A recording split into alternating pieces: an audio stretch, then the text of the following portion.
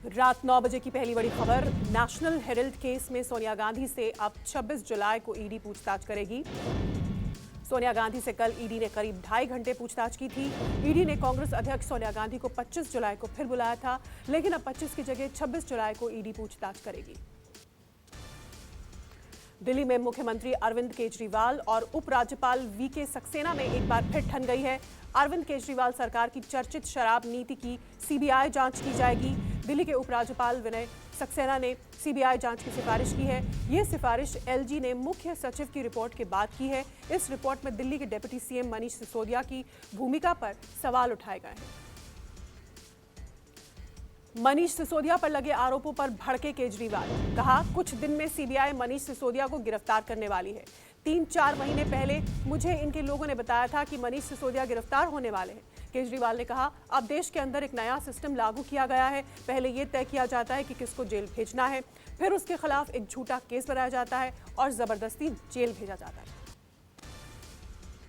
दिल्ली की नई excise duty को लेकर मनीष सिसोदिया पर लगे आरोपों को सीएम केजरीवाल ने खारिज किया। अरविंद केजरीवाल ने कहा, हम जेल और फांसी से डरते नहीं हैं। हम भगत सिंह की औलाद हैं और वो वीर सावरकर की। हम भगत सिंह को आदर्श मानते हैं। मनीष सिसोदिया कट्टर ईमानदार और देशभक्त आदमी है। मनीष ने दिल्ली के स्कूलों को बेहतर बनाया। ऐसा कौन सा भ्रष्टाचारी होगा जो ऐसे दिन रात काम करता है। सीबीआई जांच के घेरे में फंसे दिल्ली के डिप्टी सीएम मनीष सिसोदिया ने ट्वीट करके केंद्र पर निशाना साधा। मनीष सिसोदिया ने कहा, मोदी जी केजरीवाल जी से बहुत डरते हैं। मोदी जी से लोगों का मोह भंग हो गया है। अब केजरीवाल जी से ही देश को उम्मीद है।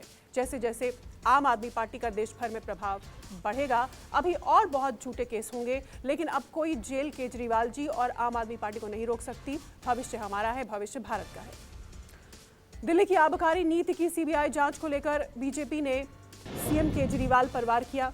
कहा कि गली गली शराब की दुकान खोलकर आम आदमी पार्टी की सरकार ने करोड़ों रुपए का भ्रष्टाचार किया है। बीजेपी सांसद गौतम गंभीर ने कहा, सुना है दिल्ली में शराब का कारोबार करने वाले मंत्री पर भी कार्रवाई होने वाली है। एक मंत्री पहले से जेल में है, दूसरा भी तैयार है। संसद में महंगाई के मुद्दों पर कांग्रेस सांसदों समेत विपक्षी नेताओं ने आज फिर विरोध प्रदर्शन किया।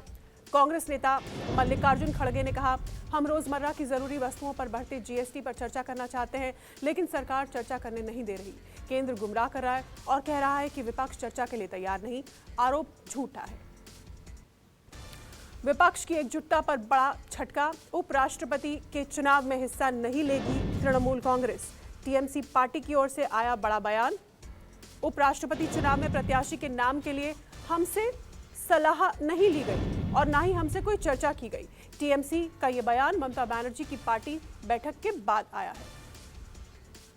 उपराष्ट्रपति चुनाव को लेकर कांग्रेस और टीएमसी की कलह के बीच कांग्रेस के नेता अधीर रंजन चौधरी ने ममता बनर्जी पर पलटवार किया है। अधीर रंजन चौधरी ने कहा, ममता बनर्जी राजनीतिक धोखेबाज हैं। उधर लेफ्ट ने भी ममता बनर्जी को घेरा। लेफ्ट ने भी ममता बनर्जी के बारे में कहा कि उपराष्ट्रपति पद के लिए वोट न करना मतलब बीजेपी की मदद करना है।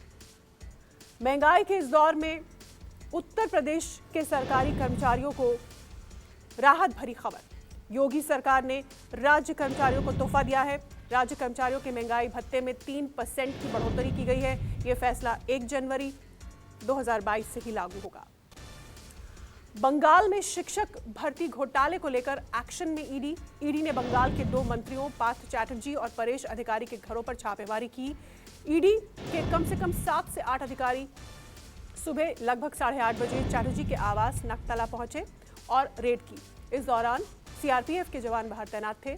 इसके अलावा ईडी ने पश्चिम बंगाल प्राथमिक शिक्षा बोर्ड के पूर्व अध्यक्ष माणिक भट्टाचार्य के आवास पर भी छापेमारी की।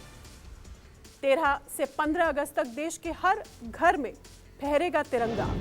पीएम मोदी ने ट्वीट करके लोगों से तिरंगा फहराने की अपील की। आजादी के 75 साल पूरे होने पर बीजेपी ने हर घर तिरंगा कार्यक्रम के आयोजन का ऐलान किया है। पीएम मोदी ने ट्वीट कर हर घर तिरंगा आंदोलन मजबूत करने को कहा। बीजेपी का लक्ष्य है कि 20 करोड़ से ज्यादा परिवार तिरंगा फहराएं। राष्ट्रपति रामनाथ कोविंद के सम्मान में प्रधानमंत्री मोदी का आज फेयरवेल। पीएम मोदी ने दिल्ली के अशोका होटल में डिनर पार्टी रखी है। रामनाथ कोविंद का कार्यकाल 24 जुलाई को खत्म हो रहा है। नए राष्ट्रपति का शपथ ग्रहण समारोह 25 जुलाई को होगा। कुछ ही देर में राष्ट्रपति कोविंद की फेयरवेल पार्टी में उपराष्ट्रपति, लोकसभा स्पीकर, मोदी कैबिनेट के सभी मंत्री मौजूद रहेंगे। विपक्ष के तमाम दिग्गज भी मौजूद रहेंगे। गुजरात में विधानसभा चुनाव से पहले भारतीय जनता पार्टी और कांग्रेस आमने सामने आ गए हैं। गुजरात प्रदेश अध्यक्ष जगदीश ठाकुर के बयान पर बवाल मच गया है। बजरंग दल ने उनके बयान पर विरोध प्रदर्शन किया। कांग्रेस दफ्तर के बाहर हज हाउस का पोस्टर लगा दिया। इतना ही नहीं, बाहर दीवार पर कालिख पोती गई, जिसके बाद विवाद बढ़ता चला गया। मामला बढ़ने पर मौके पर पहुंची पुलिस ने स्थिति को काबू में किया। 68वें राष्ट्रीय फिल्म पुरस्कारों का आज ऐलान हो गया। 2 अभिनेताओं को बेस्ट एक्टर का अवार्ड मिला है।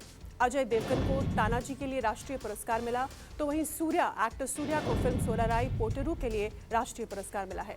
सर्वश्रेष्ठ हिंदी फिल्म तुलसीदास जूनियर रही। सलमान खान आज मुंबई पुलिस कमिश्नर से मिलने पहुंचे।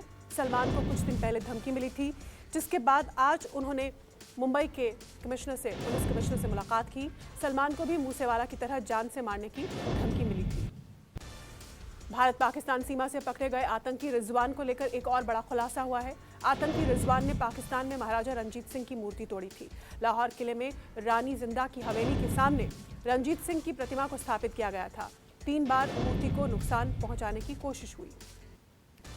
सुप्रीम कोर्ट ने गैंगस्टर विकास दुबे के एनकाउंटर की जांच के लिए गठित आयोग की रिपोर्ट सार्वजनिक करने का आदेश दिया। कोर्ट ने आयोग की रिपोर्ट सुप्रीम कोर्ट की वेबसाइट पर भी डालने को कहा है। सुप्रीम कोर्ट ने उत्तर प्रदेश सरकार से कहा, आयोग की सिफारिशों पर उचित कदम उठाए। जस्टिस BS चौहान की अध्यक्षता वाले आयोग ने जांच कर रिपोर्ट दी है। मध्य प्रदेश के सतना में लगातार बारिश के चलते बीरसिंहपुर तहसील में हालात बेहद खराब हैं। धारकुंडी आश्रम जलमग्न है। लगातार हो रही बारिश से नदी झरनों का जलस्तर बढ़ा हुआ है। बहाव का पानी तेज आश्रम और आसपास के घरों में घुस गया।